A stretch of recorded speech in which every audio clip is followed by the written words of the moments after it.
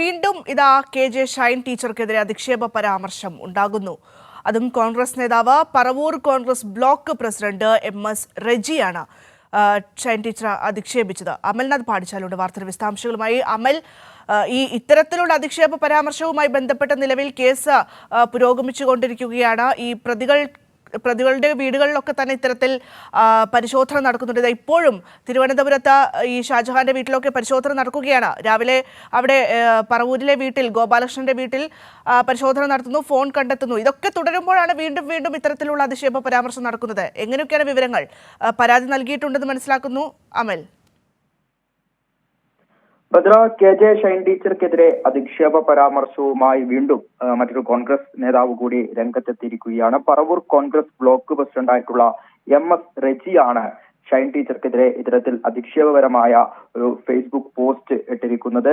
ഇപ്പോൾ ഭദ്ര സൂചിപ്പിച്ചതുപോലെ തന്നെ ഷൈൻ ടീച്ചറുടെ പരാതിയിൽ അന്വേഷണം പുരോഗമിച്ചുകൊണ്ടിരിക്കുന്ന സാഹചര്യമാണ്. ഇത്തരത്തിൽ ഈ അന്വേഷണം തുടരുന്ന ഈ ഒരു സാഹചര്യത്തിൽ തനിക്കെതിരെ വീണ്ടും ഇത്തരത്തിലൊരു അധിക്ഷേപ പ്രചരണം ഉണ്ടായി എന്ന് ചൂണ്ടിക്കാട്ടിക്കൊണ്ട് ഈ എം.എസ്. റെജിയുടേത് ഉൾപ്പെടെയുള്ള ഫേസ്ബുക്ക് ലിങ്കുകൾ നിലവിലിപ്പോൾ സൈബർ സെല്ലിനെ കൈമാറിയിട്ടുണ്ട്. സമാനമായ രീതിയിൽ തന്നെ കഴിഞ്ഞ ദിവസം തൃശൂരിലെ യൂത്ത് കോൺഗ്രസ് നേതാവായിട്ടുള്ള സുജിത്തിന്റെ ഭാഗത്തു നിന്നും സമാനമായ രീതിയിലുള്ള അധിക്ഷേപ പ്രചരണം ഉണ്ടായിരുന്നു. ഷൈൻ ടീച്ചറെ അധിക്ഷേപിച്ചുകൊണ്ട് ആയിരുന്നു ഫേസ്ബുക്കിൽ പോസ്റ്റ് ഇട്ടിട്ടുണ്ടായിരുന്നത്.